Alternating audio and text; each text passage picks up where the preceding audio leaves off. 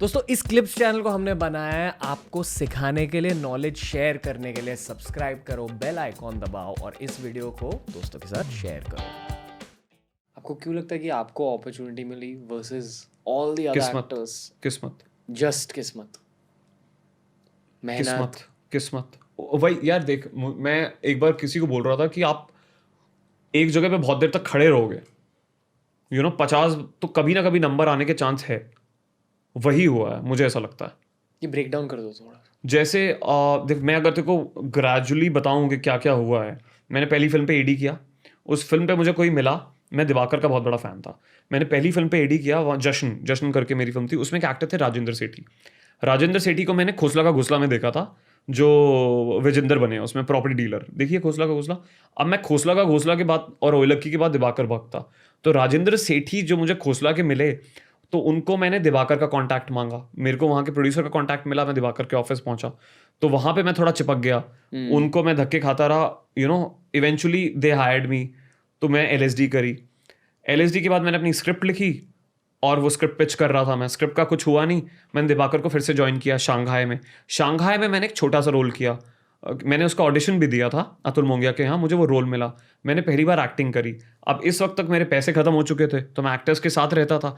Actors जाते थे ads audition में, तो मैंने एड्स ऑडिशन देने शुरू किए।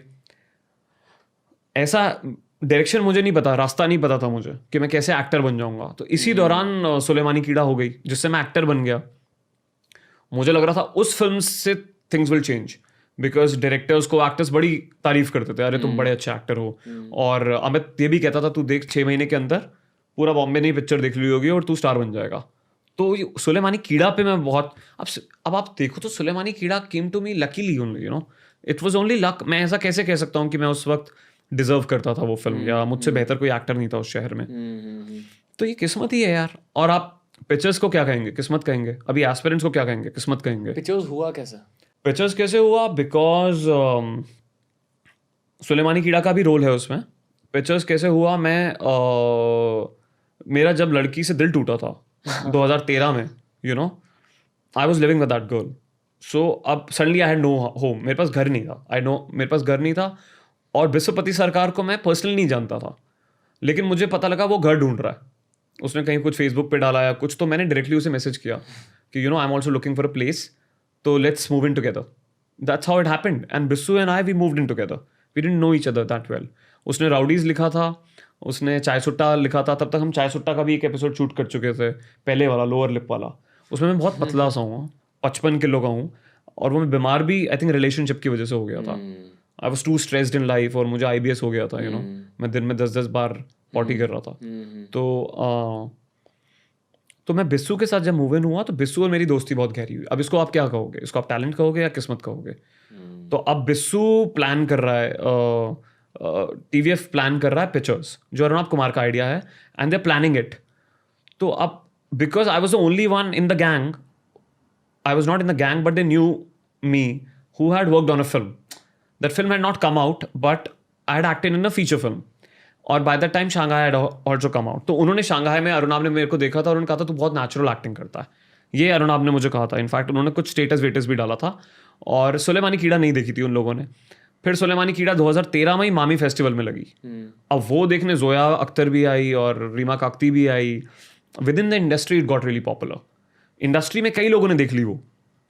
उस किस्म से उसको रिलीज नहीं मिला, बिकॉज जो भी था, बट इज्जत बन गई थी कि अरे ये अच्छा एक्टर है।